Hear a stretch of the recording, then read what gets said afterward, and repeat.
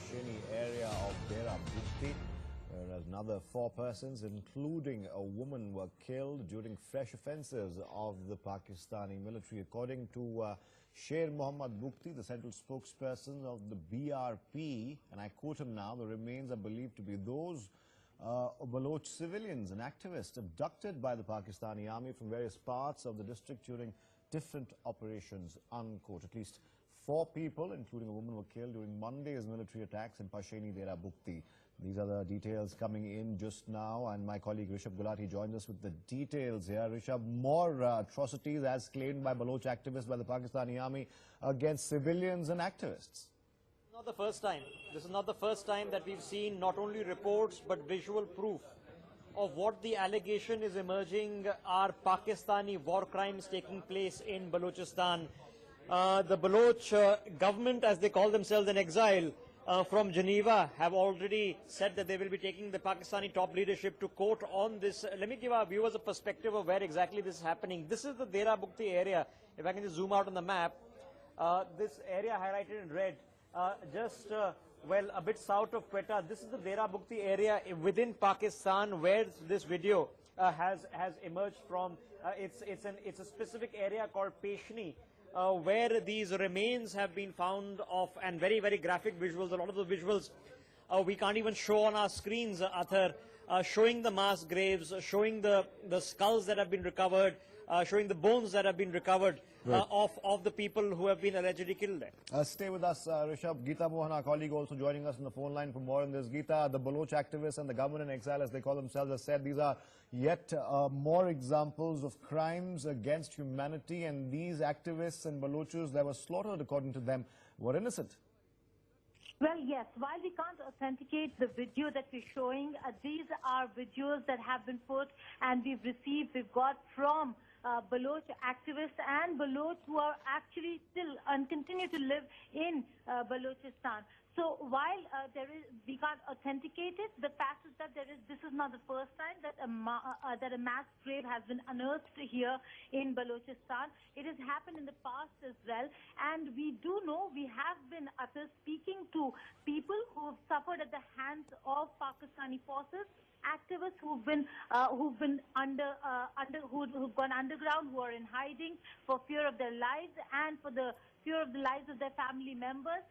We will be speaking to one such person, Huran Baloch, who we have been in touch with. She had brought a ground report to us on the kind of atrocities and mass graves that they have not just unearthed recently, but in the past as well.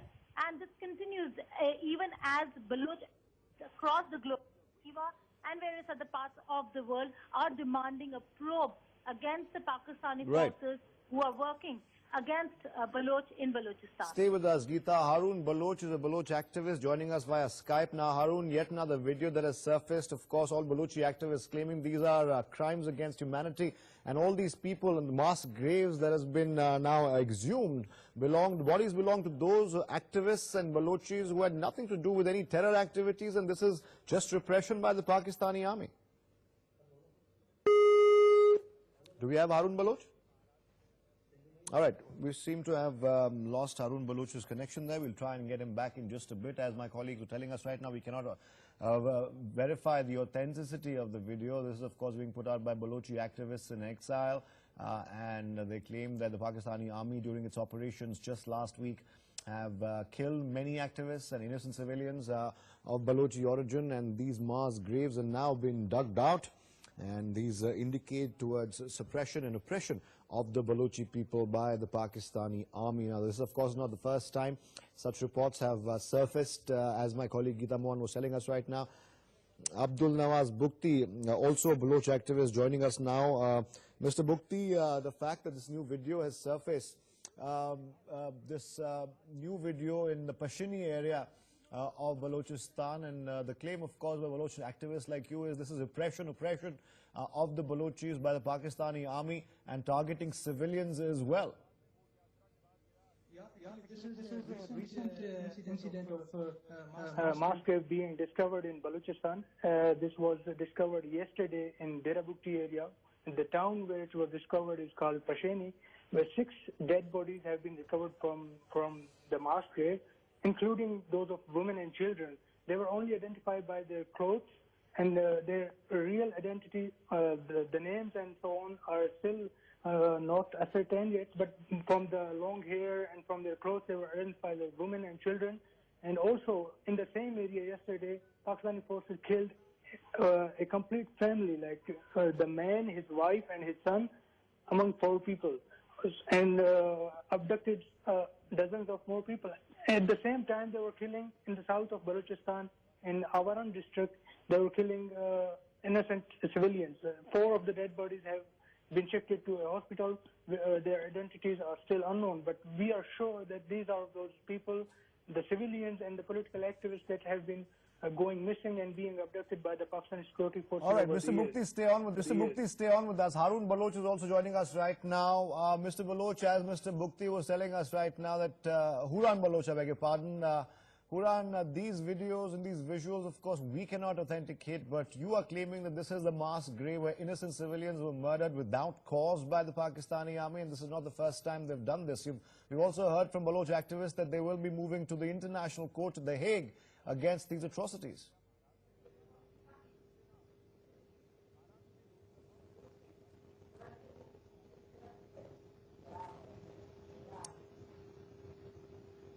Huran Baloch, can you hear me?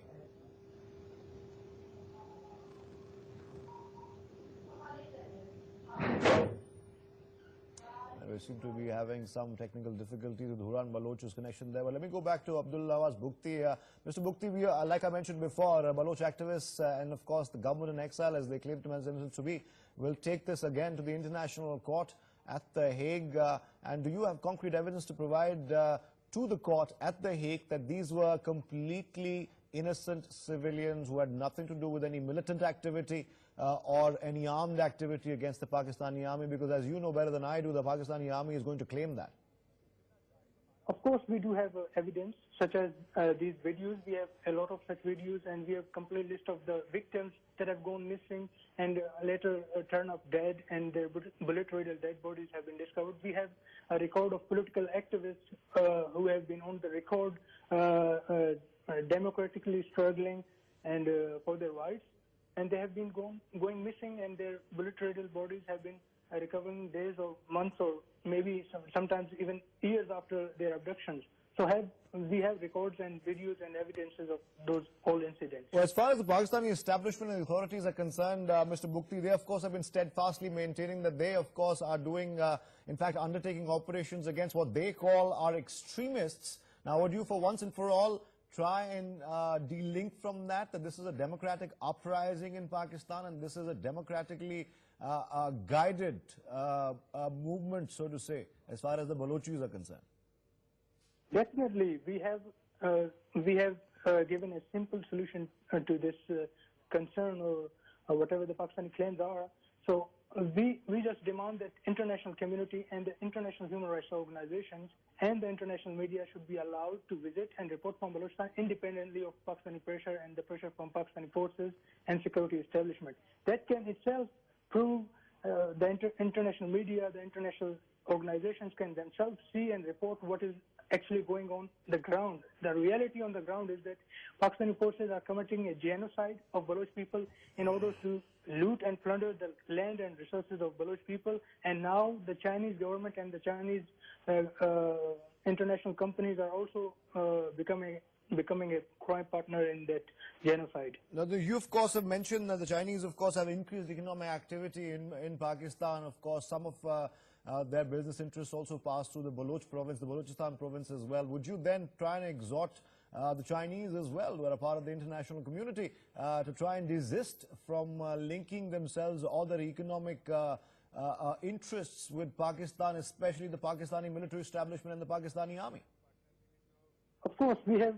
I myself represent Balochistan Republican Party in the United Nations Human Rights Council, and we have been highlighting these issues. And to the Chinese government also, we have been highlighting and exposing the crimes that Pakistani forces are committing there, and we have been making it very clear to the Chinese government and to the international community that nothing, whatever the reason or whatever the purpose of those investment is, but they cannot succeed without the consent of the Baloch people. And if you are going to kill and suppress the Baloch people and their political and democratic rights, then you are not going to, maybe you will finish an economic corridor successfully under the full security of the army, but you cannot maintain it in the long term. So it is not going to be a successful project if it is not according to the wishes of the Baloch people. Now, you of course are from the BRP, the Balochistan Republican Party. I'm going to take you once again back to what the Pakistani official establishment is claiming, of course. They say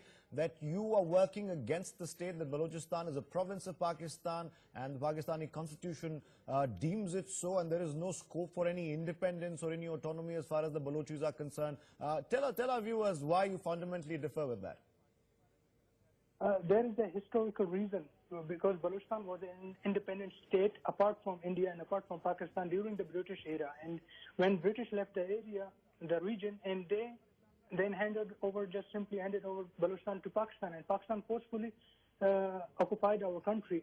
Our demand is based on that historical fact. And after that, even after that, our forefathers tried to solve problems, political and democratic problems, through dialogues and through political means within Pakistan. But every time Pakistan responded with force and with army operations, with military dead bodies.